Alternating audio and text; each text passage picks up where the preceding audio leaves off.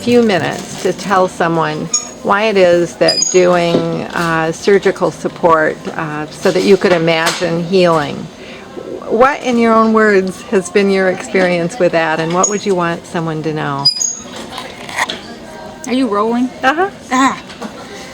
There's so many things I'd want you to know. I would want you to know that that it's real, that it happens, that it's not. Oh, Deb, I can't. When you're doing that, I can't get it.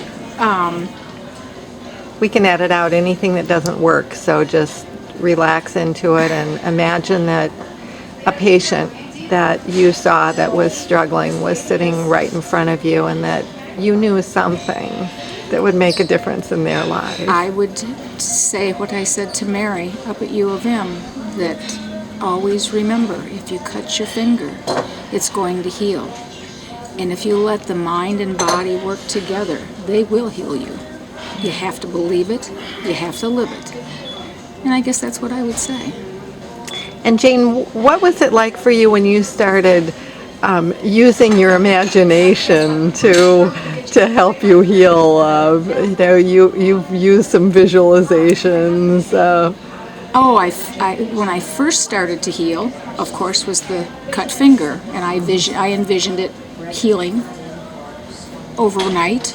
I envisioned with the tumors in the liver, I envisioned a pink, whole, healthy tumor.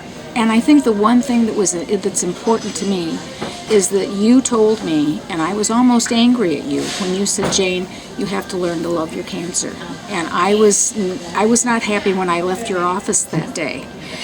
And I got home, and Fred and I walked, and I said, and I expressed, I said, I'm not going to learn to love this. What can she be thinking?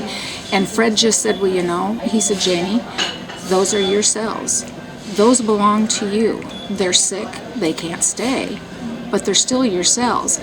And I said, it makes a whole difference in the way you think. Those are my sick little cells. They have to either be healed or they have to leave. And that was an eye-opener for me when I learned to love my body and love the cancer as well. That took some doing. Mm-hmm. And Swiss cheese, do I remember that you kind of saw, am I remembering that correctly? Yes, because they told me that when the tumors go, there would just be holes. And so I did. I imagined a piece of Swiss cheese with just holes in it. And yes, I did. And Jane, because people won't know until they read your story, they won't know. How long ago was it that we met, that we connected, that you started on this journey? It was in 1999. Wow. I believe. Yeah. Because it wasn't the first surgery, it was the second surgery. Yeah.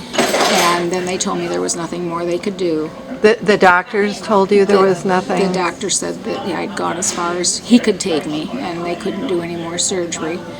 I went to Ann Arbor. There was nothing they could do for me there. But then Dr. Costin, when I went back to Dr. Costin, he said, I want you to find a holistic healer. He said, there's something to it. I don't know what. But he said, I think you need to. Your head's not in the right place. It's in a very bad place. I did. I came right home from a dear, dear friend of mine, Debbie Greenman. I remembered and called her, and she gave me your name. And the first thing you ever told me was to think of my finger. You couldn't see me till the next week, but to think of a cut finger and how it was going to heal. And that actually started me on this journey. And I did so well that Dr. Costin said, I think we can do this. And he did the next surgery, and it was a successful. And you used, if I remember correctly, you used the image of a favorite place of yours. I do. When I'm going into surgery, or when I'm in a very bad place, the mountains in Ouray, Colorado is right where I go to. And the colors of the all the colors. In fact, I think of those colors throughout my body. Yeah, Not just well- my liver, but throughout my whole body. The blue sky, And the pinks and Yeah. the red rocks. red rocks, and Yeah. I think of that as is my body. Yeah, wonderful. Well, thank you, Jane, and it's a privilege to actually witness you living this and living it for well over 10 years now, heading on your second decade. Actually, Deborah, this started in 1980. Well, it must have started in about 84. I had the first surgery in 87. And I have to say I must have known something then, because there was no doubt in my mind that I was going to be okay. I must have instinctively known. I just didn't know how to verbalize it, and I didn't know where to take it. And it was, of course, more than a decade later that I met you, and we started the process over again. And it's been a journey. It's been a good journey. It's been a positive journey. Wonderful. Thank you, Jane. You're welcome. A little later, Jane shared about her experience with the audio support, and I think it's worth having you hear in her own words what she had to say about that. Well, mine is called pre and post surgical support Okay. with SCS. So you worked with the audio, the CD, the tape. I was able to take it into the operating room, and that was amazing. I could feel it as I was going to sleep, and and your voice was talking, and I felt, when I woke up, I felt so refreshed and so good. That was amazing. That was amazing. I forgot that. Whatever it is that brought you to Imagine Healing, I am grateful that my own life, I consider it as though I'm one beggar showing another beggar how to find bread.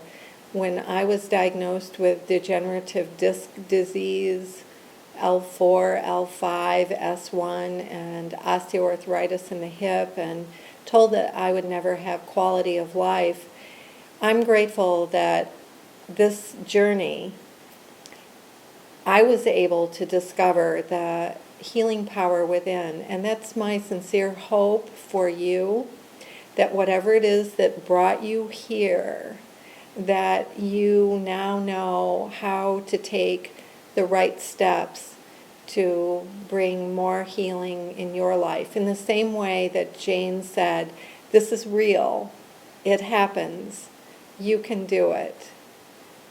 I sincerely welcome your comments, your questions, share your success stories with us, and enjoy the process that for your own life, for your own health, that you can now imagine healing.